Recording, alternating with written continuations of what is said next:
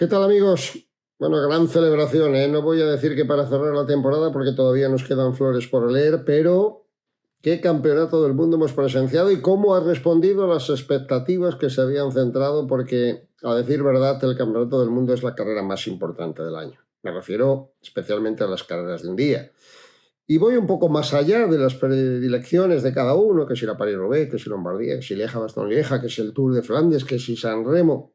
Nada que ver con un campeonato del mundo cuando hay una buena organización, cuando hay una señalización apropiada en el calendario y cuando se eligen recorridos como los que estamos viendo en las últimas ediciones. Porque yo creo que ha sido el gran secreto de la formidable carrera que nos ha sido dado presenciar en el día de hoy. Ha sido una carrera para la historia, en buena parte porque su gran protagonista Tadej Pogačar ha escrito una de las páginas, uno de los cuentos casi, ¿no? Una de las narraciones o de los relatos más espectaculares de la historia del ciclismo. Y en otra buena medida porque ha habido una gran batalla. Porque podíamos habernos encontrado con el espectáculo de Pogačar yéndose, sacando diferencia abismal, no dando opción a los rivales.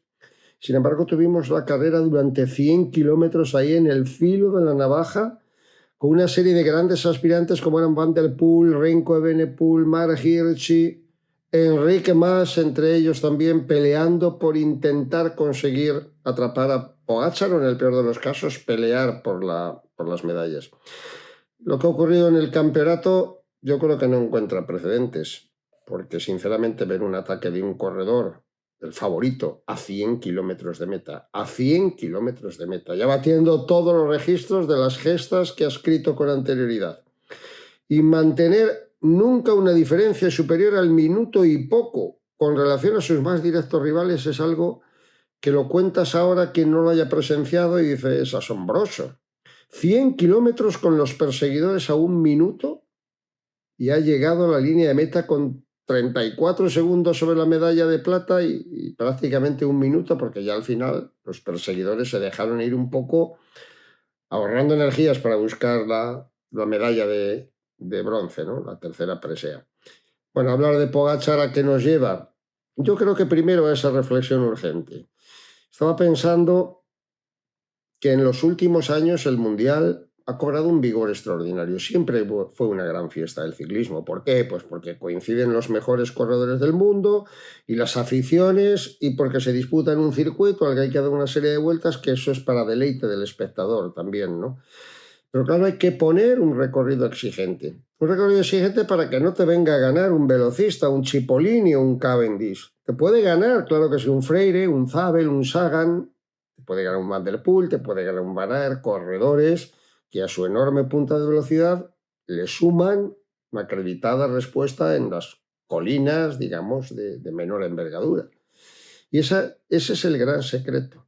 Cuando al final consigues dar con un circuito que presente la dureza necesaria como para que no solo nadie le haga asco, sino que todo el mundo lo quiera correr, el éxito está garantizado. Luego la carrera puede salir un poco más divertida, puede salir un poco menos divertida, puede tener un protagonista tan eximio como Pogačar o actores de menor nivel, pero la pelea y la batalla está asegurada por la presencia, por la participación.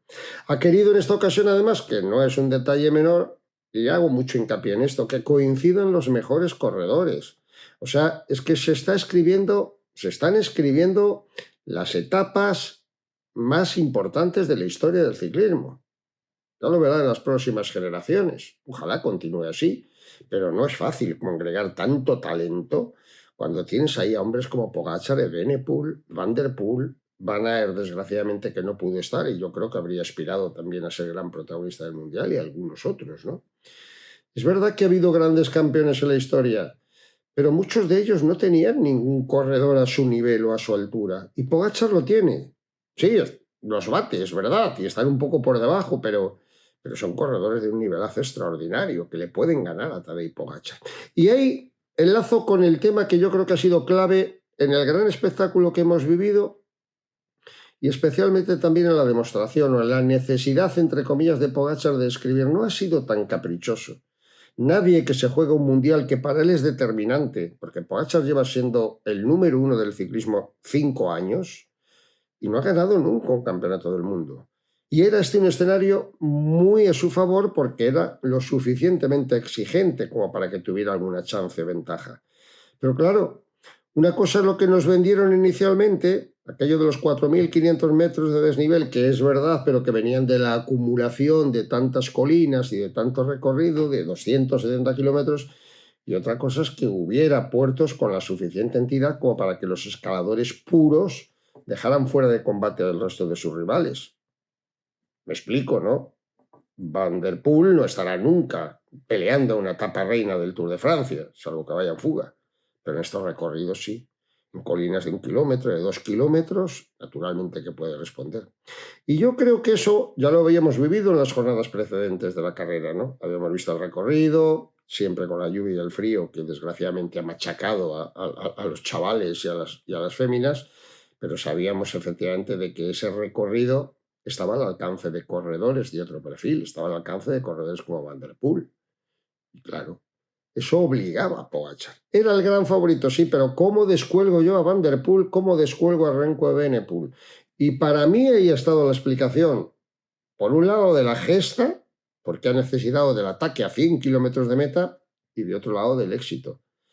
Todo sumado a la valentía, al riesgo que ha sabido asumir y al coraje que le ha echado Pogačar, ¿no? Él se sabe que es el número uno, pero sabe que no vale con ser el número uno para ganar determinadas carreras. En San Remo, menos exigente que esta, pero también con una cota como el pollo, intentó soltar a Van der Poel y no lo consiguió. Y aquí posiblemente, solo se puede hablar en hipótesis, si hubiera ocurrido lo mismo. Hubiera ocurrido lo mismo si Pogačar hubiera intentado atacar, como todos intuíamos o presumíamos, en las 2 últimas vueltas. Eran circuitos de 27 kilómetros. Atacar a 2 vueltas del final es a 50 kilómetros de meta, que ya tiene Usía, ¿no? Pero él sabía que en ese momento podría estar mucho más vigilado. Y arriesgó atacando a 100 kilómetros de meta porque les sorprendió. No estaban Evenepoel ni Van der Poel a rueda de Pogačar. Y había provocado un acelerón por parte de Novak. Y el ataque de Pogačar les pilló descuadrados, sin papel, fuera de sitio. Eso sí, con la expectativa de que, bueno, quedan 100 kilómetros para meta, tenemos aquí nuestra guardia pretoriana, en el caso de los belgas había 4 o 5, en el caso de Países Bajos han naufragado salvo Mollema, y bueno, pues podía haber otros equipos, ¿no? Pero había infiltrado en la fuga a Travnik. Travnik es un magnífico rodador, el esloveno, y además un corredor de media montaña muy bueno, que ahora está en Visma, y que estuvo en Bahrein y que el año que viene estará con Roglic, precisamente con su compatriota en las filas del Bora. Habría metido y colado de rondón a Travnik en la fuga, y automáticamente cuando se produce el salto, por sorpresa de Pogačar, violentísimo como siempre, porque ya sabemos cómo tiene arrancada, consigue llegar. Nunca habían llegado a tener más de un minuto en ese momento clave de la carrera, ¿no? Consigue llegar a Travnik, que se retrasa un poquito para esperarle, le mete en el grupo delantero, ahí Pogačar vuelve a acelerar, se marcha solo y faltaban como 80 kilómetros para meta, cuando después del primer ataque para soltar a todos los rivales, suelta a los compañeros de fuga. Justo cuando Travnik entregó el último aliento. La exhibición posterior ha sido de campeonato. No hubiera tenido el mismo brillo, por decirlo de alguna manera, si efectivamente no hubiera habido los rivales que había de tantísima entidad y la carrera se hubiera dejado ir y hubiera cogido una diferencia notable y hubiera hecho, pues como ha hecho en algunas exhibiciones este año, hubiera ganado, sí. No. Atrás había mucho nivel. Atrás estaba un Van der Poel que quería también repetir su victoria en el Mundial. Atrás estaba Evenepoel, que sabía que el circuito se acoplaba perfectamente. Atrás estaba Hirschi, que se veía en condición óptima para pelear. Atrás había selecciones muy poderosas, como la francesa, como la española, como la australiana, como la americana, que para mí fue un poco la gran derrotada, porque tenía ya mucha gente preparada, ¿no? Con Jorgensen, con McNulty, con Simmons, que al final fue el que estuvo adelante, ¿no? Con Paules, etc. Se movieron, sí, pero a la hora de la verdad aguantaron los justitos y presenciamos 40 o 50 kilómetros con la expectativa de que Pogačar podía ganar o no. Y cuando a 13 kilómetros aproximadamente para el final se quedó solo, durante un buen rato fue acompañado por Sivakov, no lo olvidamos también, que hizo una buena labor ahí, pero que entregó todas sus fuerzas el ruso, el francés, nacionalizado francés y compañero de equipo en el UAE de Pogačar. A partir de ahí Durante mucho tiempo estuvimos sin la certeza de que Pogačar, un uomo solo al comando, como decía la historia de Coppi, fuera a ganar la carrera. Y la ganó. Y la ganó a pesar de que atrás estaban los mejores, pero ya con sus equipos descontrolados, sin muchas opciones, pensando la mayoría de ellos, salvo Van der Poel, Evenepoel y Hirschi, que querían el oro y estaban capacitados los demás, estando allí para ver si rascaban medalla o se les presentaba la oportunidad, que por ejemplo aprovechó magníficamente Ben O'Connor para hacer segundo. Y así se escribió la carrera. Dicho queda. Es que basta con ese argumento que hemos esgrimido con anterioridad. Fueron 100 kilómetros en los que quiero recordar que nunca pasó del minuto y 20 segundos la diferencia de Pogačar sobre sus rivales. Y que cuando faltaban 14 kilómetros para meta, bajó por debajo de los 40 segundos y parecía que le podían terminar echando mano. Y llegó con esa diferencia hasta la recta de llegada. Exhibición portentosa que vino a recordarnos además tiempos pretéritos, ¿no? Gestas formidables. La de Fausto Coppi, la de Rivan Looy, la de Eddy Merckx, gente que había ganado, Greg LeMond en Suiza, y sobre todo a conseguir su lugar en el panteón de la historia, ¿no? Porque es solo, en toda la historia del ciclismo, el tercer corredor que consigue meterse en la misma temporada Giro, Tour y Campeonato del Mundo, cosa que solo habían hecho Stephen Roche hace 37 años y Eddy Merckx hace 50, para ser más exactos, ¿no? En el año 74. Eso habla ya por sí solo de un hombre que es referencial. Pero antes de terminar con el propósito y la gloria y la loa para Tadej Pogačar, hay que centrarse obligatoriamente en lo que pasó luego, porque luego lo que pasó fue que hubo una actuación española muy notable, la verdad. Que Van der Poel y Remco Evenepoel y Hirschi y algunos otros hombres, una docena apenas de corredores elegidos, pelearon ahí por estar en la pomada, por intentar cazar, de hecho, a Tadej Pogačar, y que entre esos estaban dos corredores españoles. Un Enric Mas otra vez sobresaliente, no solo por su rendimiento, sabíamos que estaba en buena condición después de la vuelta, sino por su actitud atacante. Atacó en 2 ocasiones, entró en 2 o 3 cortes buenos dentro de los 12, cuando ya al final se estaban jugando un poco las medallas. Como le pasa casi siempre, llegó además de exhausto con las pocas condiciones que tiene de punta de velocidad para terminar haciendo el último del grupo selecto, que de 12 quedó reducido a 8, dicho sea de paso, ¿no? Pero en cualquier caso, no solo Enric Mas estuvo a un altísimo nivel porque estuvo siempre en cabeza, porque se le vieron unas piernas magníficas, porque corrió con inteligencia. No voy a decir que lo de menos sea el resultado, porque yo creo que hizo carrera para tener mejor puesto, pero era estar allí, como decíamos, era estar con los mejores, era mostrarse, no ir simplemente a rueda y me han llevado hasta meta, ¿no? Se mostró, atacó, estuvo en cortes muy buenos, hizo un carrerón espléndido, Enric Mas, y sobre todo mención especial para Roger Adrià, ¿no? Ver allí a 12 corredores y que 2 fueran españoles en una jornada en la que se había torcido todo, porque se había torcido porque empezó con una caída de Bilbao que le dejó, sí, siguió en carrera, pero ya mermado. Continuó con otra caída de Mikel Landa que le obligó al abandono. El hombre que rompió las hostilidades poquito antes del ataque de Pogačar fue Pablo Castrillo, fue el que sacudió al grupo, después de una fuga de 6 corredores que había arrancado casi de salida. Yo creo que en líneas generales, dentro de las limitaciones que provocaron esas caídas o esas situaciones, la actuación española fue francamente buena.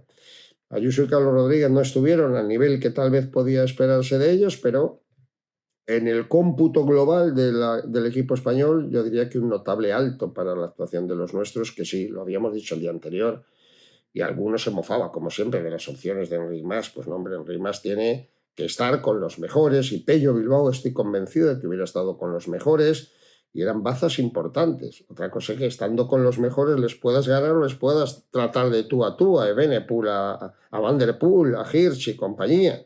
Yo creo que Mas los trató de tú a tú, pero en el desenlace final las opciones de hacer puesto o posición no existen, salvo que tengas la habilidad, la inteligencia o la fortuna, que todo cuenta, de atacar en el momento preciso en el que los demás se quedan mirando, los demás se controlan. Eso lo hizo fantásticamente Ben O'Connor para conseguir una sorprendente medalla de plata, porque tal y como venía ese grupo selecto de favoritos en el sprint final, no era O'Connor tan protagonista en la Vuelta a España, el hombre llamado precisamente a ser y a conseguir una de las preseas. Medalla de oro para Tadej Pogačar, primer maillot arcoiris para el formidable campeón esloveno. Medalla de plata, 34 segundos entró O'Connor y liderando el grupo un magnífico Van der Poel. No siempre se puede ganar, pero llegó exhausto, trabajó de lo lindo, saltó a todos los cortes, pero la cuarta posición para Scuggins, la quinta para Evenepoel, la sexta para Hirschi. Ben Hill y Enric Mas entraron en ese grupo cabecero y luego ya más distanciados, Quinn Simmons, Romain Bardet décimo y undécima plaza para Roger Adrià, por eso hacía especial mención de su rendimiento. Se tuvo que retirar muy temprano Julian Alaphilippe con el hombro dislocado y algún otro corredor que también tuvo problemas como Almeida o Esquilmós. Del resto de la actuación latinoamericana poco había que rascar, la verdad, porque sin Carapaz y sin Narváez a última hora, sin uno de los Cepeda, pues las opciones eran mínimas por parte de Ecuador. Y en el caso de Colombia también abandonó muy pronto Buitrago, con lo cual las opciones de lucirse siquiera no existieron prácticamente, ¿no? Pero en general creo que nos ha dejado el Mundial un montón de emociones comprimidas ahí en 6 horas y media de carrera, y sobre todo nos ha confirmado a Tadej Pogačar, ¿no? No hubiera sido justo que el mejor corredor del mundo en la actualidad, que el hombre capaz de hacer exhibiciones tan portentosas, se fuera sin ganar un Mundial. A ver, no digo que no vaya a tener oportunidades. La UCI ha anunciado que será en Ruanda con un circuito todavía más duro, en Ruanda, con el Monte Kigali y compañía, el escenario del próximo campeonato del mundo. Pero eso no lo sabía Pogačar antes de disputarse la carrera, antes de decidir tomar parte en este Mundial que había preparado a conciencia. No quiso competir en los Juegos Olímpicos, descansó después del doblete Giro Tour, le vimos en Montreal hacer una carrera magnífica anunciando que estaba en perfectas condiciones y no ha perdonado. Pero a su innata condición física, a su formidable potencia, hay que unirle la capacidad de leer una carrera, porque hoy, repito, mi convicción es que no hubiera soltado fácilmente en esas colinas cortitas ni a Van der Poel, ni a Evenepoel, y tal vez ni a Mark Hirschi o algún otro. No los hubiera soltado. Y lo soltó porque ataca a 100 kilómetros de meta cuando los rivales no estaban encima de él, ni pendientes, ni preocupados, porque quedaba un mundo por delante, les ganó por la mano.